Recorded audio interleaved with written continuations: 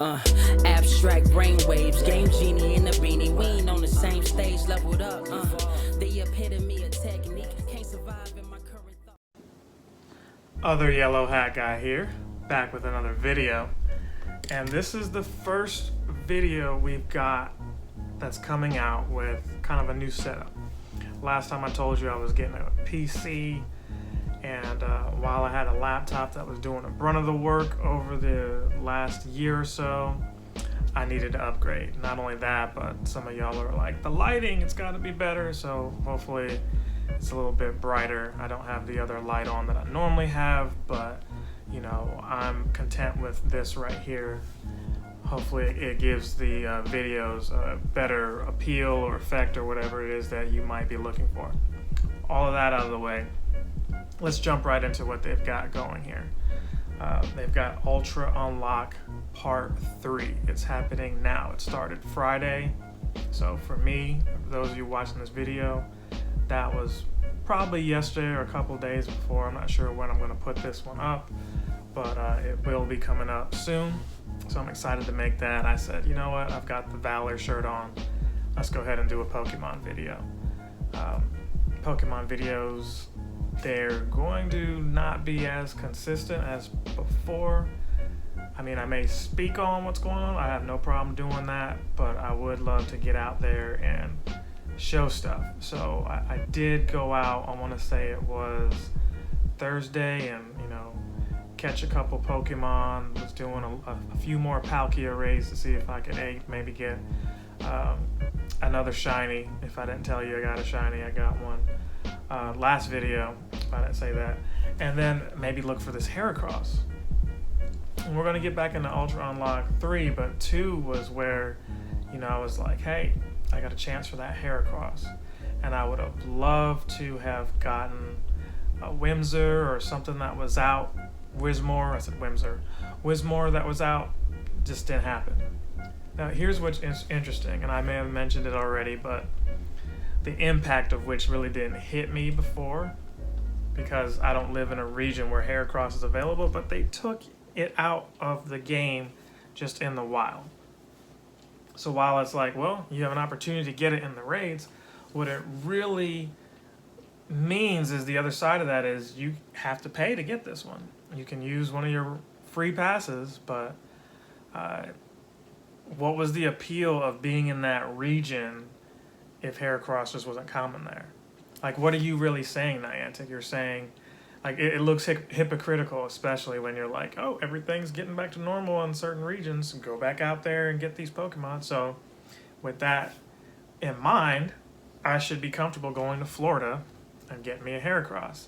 Except you took it out of the wild, and although it's everywhere, you could say, well, why give you a chance to get that shiny? We want you to get it in raids, but it just looks disgusting when it's like, well, you have to pay to raid. It's not like the shiny rate of the Heracross is like 1 in 2 or 1 in 3 or even 1 in 10. And I did so many of those Heracross raids that I think I'm at the point now where I'm like, I'm not shiny hunting anymore. I'm not, and let me rephrase that. I already felt like I fell back on that. Like Delibird was a fun one to hunt for, and Lord knows I drove miles upon miles just around town trying to find a shiny Snorunt. But see, that was out and in the wild and on my own time and gas, whereas, you know, I'm limited to how many Heracross raids I can find. It's just all too much. They need to get that together. Here it is, almost the end of the month. They've got roughly 10 more days to decide what they're going to do. I know they already reached out to some of these YouTubers, and I'm just like, it shouldn't be limited to just the YouTubers. How many of us actually play more than some of them, myself included? And they aren't including you in the conversation of ideas you may have. I mean, everything shouldn't be funneled through these 3 or 4 guys. You know, last I heard, you know, PokeGirl7 said she's done playing Pokemon Go. Yep. Not rumors, not speculation. You look on her channel now, Animal Crossing stuff, and that's cool. she devoted her channel to Pokemon Go. And kind of like Ben Tim and some of these other guys, forgive me if I said his name wrong, they realized that they were competing against other guys who started the Pokemon stuff first, and it wasn't as fun for them anymore. A lot of people have different stuff going on or different mindsets in their life. Some of these guys are just like in their 20s. I'm a lot older than that and been through some stuff, so maybe some of this stuff doesn't affect me in the same way, but I can relate. She was like, look, I was following her when she had like 17,000 subscribers, and now she's at almost 100,000, and she feels like, Niantic should have reached out to her. I think that's really what she was hoping for, and this is, not an open discussion about her video. You can go check that out if you want, but I just looked at it like, wow. Someone that I felt a little envious of, who seemed like they had everything going the way it need to, and their career was taking off. It's like, wait, I feel like I'm in that same echelon. Views aren't where they need to be, but you're not really in full control of that.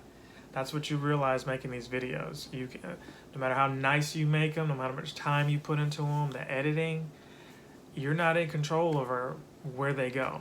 You can only hope that they're seen and clicked on. And if you stop making this content, it's not going to be seen for new people to fall upon. So, take that with what you will if you're an aspiring creator or, wanting to do stuff like this. But I always tell you guys, I'll do it until it's no longer fun. And part of it remaining fun is to not burn out of it. I feel like a lot of people are burnt out because they felt like a lot of this stuff that they're doing, they're waking up and like, well, what was this all for? And it's fun if that's just your pastime, but when it starts conflicting with you being safe and your health, you start realizing, man, this is just a game. It's not that serious. Oh, wow. Maybe I'm spending hundreds of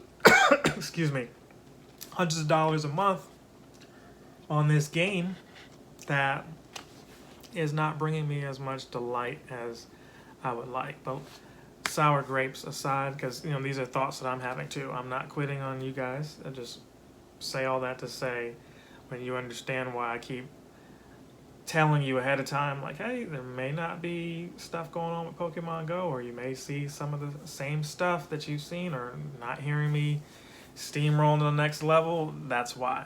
So while I feel obligated to bring you guys Pokemon content, I just feel obligated to bring you content, period. And that may not be stuff that you're interested in, but I hope you stick around and look at some of the other stuff I have going on here and on Twitch. So let's get back into some other stuff going on. And I will talk about the Ultra Unlock Part 3. But I had a video up talking about this Gacha Evolve. And there is a new one out, the Trainer Club one. I didn't want to wait for that. I didn't. I could have ordered it straight from Code Junkies. That's, their headquarters is another location. It might just have been a 2-week turnaround, and maybe I'll still get it. I don't know, but for right now, I felt like I was tired of my just regular gacha. I felt like the performance on it started dwindling. I don't know if that's just with age or plus, current software updates that, the Gacha doesn't have, maybe that this one has, and maybe stuff Niantic's doing to the game. I don't really know, but I said, let's try it out and see if I get more Pokemon, if it's more responsive. What I like about this, because I did a video and I showed the box of it, but I never opened it. It's got a little light showing you it's connected. It's got the screen there. What I like is that it has a pedometer showing you how many steps you have. Hopefully you can see that sneaker there. And then it has the rest of the stuff, but just in more detail, like the Pokeball. It's got one for the Pokestop.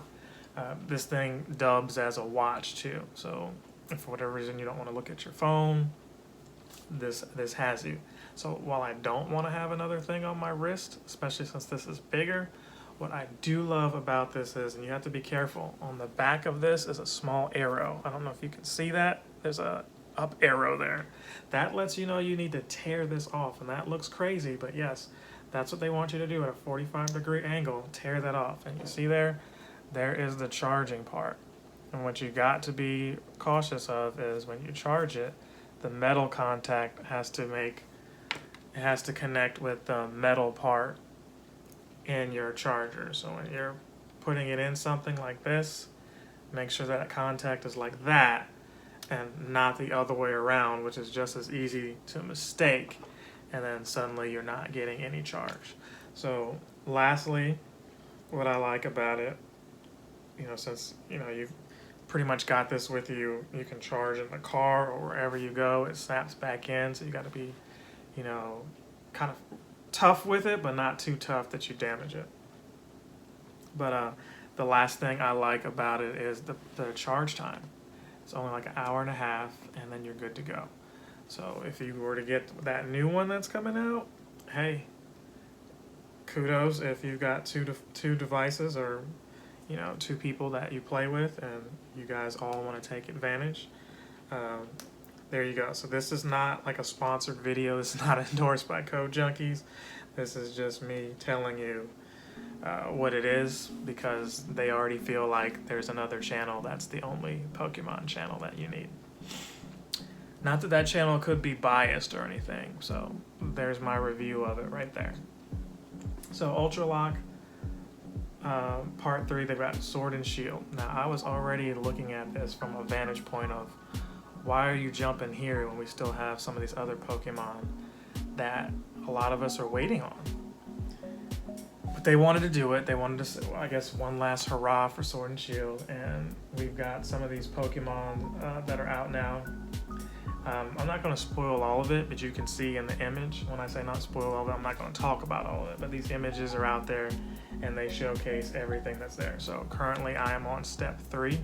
And I'll probably have footage of that going on in the background if I haven't already, showing I think there's like 3 of these new ones. There's this weird caterpillar looking one, and I'll learn the names, trust me. It's not my generation, but I'll learn the names. But that one looks pretty cool. I think it starts with an F or something. It was poorly in raids, but they took it out because it was causing some kind of bugs in the game. Yeah, like, no pun intended, since it's a bug. Yeah, it was causing bugs in the game. So there is that, but they're doing increments of 10, and then 5, and then 15, and then 10, and then 25 Pokeballs, and then Ultra Balls and Great Balls and all that. Lots of little rewards there and XP. So it's pretty cool. Wooloo is one of the Pokemon that's out here, and I can't pronounce that thing, the squirrel thing, Squovit. I can't say that to save my life, but it looks like it's some kind of European name. I mean, Sword and Shield is in like a UK looking universe, or continent, what have you, country, just that region, that's what it is. So I'm excited for it. I mean, it's new Pokemon, a new chance to see new stuff, but they make it abundantly clear which Pokemon are pretty much in the same family. I wouldn't be surprised if there's code that they have set that they made when they made Pidgey, and they were like, yeah, we just replace Pidgey for now with, Bunnelby, right? You start seeing Bunnelby everywhere, and then from Bunnelby, you probably are going to see this Squovit thing, and I'm just adjusting my wrist strap here. You'll probably be seeing that thing just as often until they decide to move on to the next thing. So I guess enjoy it while it lasts. I'm not really sure what's the appropriate response to have to these new Pokemon. So Gengar, I believe, is going to be useful for both of these legendaries. And speaking of which, we have Zacian and Fairy type, pretty high HP. The normal high CP is 2188, so I had like a 21, I want to say it was like 60 something. You can see in this clip here, probably one of my worst recorded performances ever, and rather than delete it, I was like, I don't care, I'm gonna get one. It's just that part of the challenges with the climate we're in is, if people are able to play with other people across the world and get a legendary before it's in their native region, they're probably not as motivated when the rest of us who aren't doing that are ready to do some of these raids. You know what I mean? Like, you're not motivated to get a Zacian if you've been doing it since like 12 at night or whatever, midnight, with people that you know or have befriended from other countries. And then when it's time here, you're just like, I've already got enough of them. You know, that's a challenge there, albeit not a big thing for me. But when you're dependent on other people because you're not going out as much, or they're not going out as much, you can understand where I'm coming from. So any empathy I may have towards Niantic is in that realm, because the game to me isn't as fun without that social part of it. Because if we're being honest, again, go back through all these videos, you'll hear me kind of hint at it. It wasn't really a full fleshed out game. It was a social experiment, and now they've taken that social experiment and used this data they've collected to justify what they can sell to these investors. Hey, Sprint. Hey, AT&T. Hey, Verizon. We can get traffic at such and such place if you sponsor. You want kind of deal? We can bring people your way by putting certain Pokemon at your location. And for a while that works, but if you don't care to go to those places anyway because you're not safe, it's not the best move. And lastly, they hyped up low cost Go Fest, which was awesome, by the way. I gotta give the salt with the sugar, right? Incidentally, those are both bad for you, right? But I gotta give the sweet with the sour, right? That's what I'm trying to say. The good with the bad. They, gave a lot of money to black creators. But when I think of this committee that they keep hyping up, it's like, all right, and you're reaching out to community leaders. Nick, maybe Reversal, who's not playing anymore from what I understand. Brandon Ton, who he may or may not be talking with Niantic. I don't think he is, but I don't want to speak for him. But I'm sure Nick does, because Nick confirmed that he is. So I don't know if Trainer Club, I don't know if Billy is, but Nick is supposed to. So I don't know who else is out there. Probably Zoe 2 Dots and Pokemon Master Holly. But is there anybody that looks like other Yellow Hat guy? I know that shouldn't really be something of importance, but it's like, is this a diverse group? Are all these people from different countries, or all different parts of, like, U.S. and New Zealand? I mean, I don't know. They need to give more clarity. I think that's what would give people more, you'd be more comfortable with, more understanding. Like, if I wanted to just quit right now, it would just be based off of my desire to play the game and not off of Niantic being closed off. You understand what I'm saying? Like, it looks like they reached out to people who were promoting the game because there was a interest there, and they felt like, hey, we get these guys to come out here because they're drawing attention to the game. But they can't give everybody a pass like that. And this is not me saying they got to bring me out there. It could be anybody, but it would be nice if that was a more diverse group, so then I could believe it and not feel like this is Niantic like doing damage control by just getting YouTube. And numbers aren't everything. You can get who you think is the most popular person, but they don't represent everybody. They don't speak for everybody.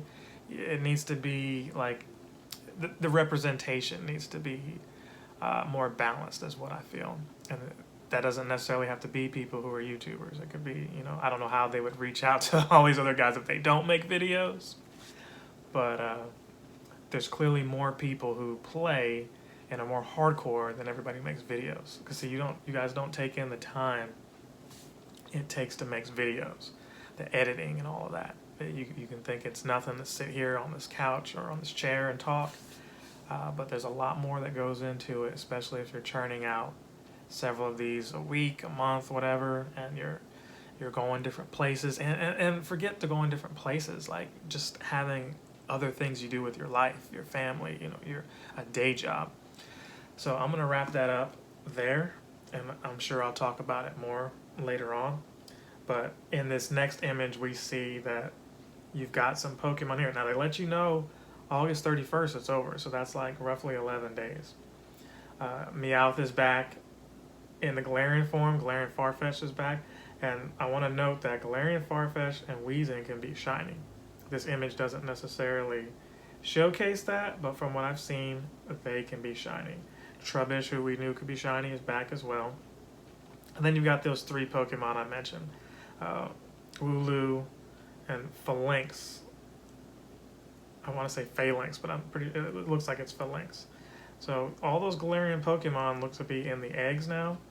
You know, so you can get that Farfetch, Zigzagoon, Darumaka is back. You know, so all of that is out here. Lapras has returned, and Zacian can be in these eggs. So if you're wondering, you're like, well, wait, it's Sword and Shield. So we got one of them. Where's the other one? The other one comes out August 26th. So you've got to wait a few days. And then Zamazenta, hopefully I said that right. Zama, I can't pronounce these names, y'all. Samazenta, Samazenta. Say that 3 times fast. That one will be in raids when the next cycle comes through on the 26th. And it looks like Unknown U and Snorlax. You know, so another opportunity to get a shiny Snorlax. All of that will be there. So, again, keep in mind, you've only got less than a week for the current legendary. So try to get as many of those as you can, boosted or not, because it's just 6 days. And, you know, I'll end it here, assuming my footage is done with what I had to say. This is kind of what we were hoping for, but it's just not as balanced. Like, I don't know how to put it. I feel like the last part, I didn't really care so much about the Dialga, or the Palkia, excuse me. Like, I really wanted it, but it was just like, hey, it's not new. It's just the shiny version, and I'm not guaranteed to get it. And while I can use my regular, raid passes, I feel like not enough people are out raiding, so it forces me to get remote raid passes. So what happens to all those regular passes that I'm just, I guess, saving for raid hour? That's really where it's at. So it pushes my daily average of 2 to 4 hours, which 4 hours sounds crazy, but it used to be 4 minimum. You know, with this thing on, I'm still technically playing, right? But the actual raid part where you're social and with people and getting probably the bulk of your XP, it's declining. And so they're scrambling for answers, and they want things back to how it was because they don't want to see the game fall off. I don't think most of us do. But as much as they're trying to get us to roll back, they need to adapt to what's happening more. They did a great response with the remote raids, but now they have to push that forward. They need to add new things to the game that, I don't want to say make it like a console game, because the console games are the console games, but they've got to come up with newer ways and just give us the distance back. I mean, if nothing else, you've got to do that because enough people have pretty much told you that they're unhappy with it. Like, they don't care that it was temporary. It's just that was a better quality of life improvement for not just those of us who are normal able-bodied people, but for those who maybe you're wheelchair bound and you don't want to be too close to people, like some other people have said in their videos. That was great for them to kind of just veer off to the side and not get out and be near people and still do the raids with you without using, remote passes or spending extra money. Those are things you got to consider. Niantic, you've got to consider those things. Hashtag hear us Niantic, right? So this video's gone long enough, but the balance has to be there.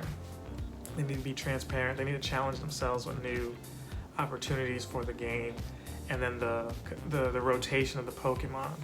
You can't. You've got to be consistent both ways with the communication, especially. What's happening with the data, but also what is your expectation? You can't say, hey, things are going back to normal, and then give us lackluster Pokemon. Like, we didn't need an Eevee Community Day if everything's supposed to be back to normal. Now we got Oshawott, who, okay, that's something new, but let's see what you do with the rest of these events afterwards. So maybe next video we'll talk Oshawott and we'll show some more of this part 3 and maybe that new legendary. Love you guys. Like, comment, subscribe, share. Please share. You've got to share. If you do nothing else, just share it. Even if you're not watching, share, share, share. Sharing is caring. Don't just have a good day. Have a great day. The Yellow Hat Guy out. Captain Sensation.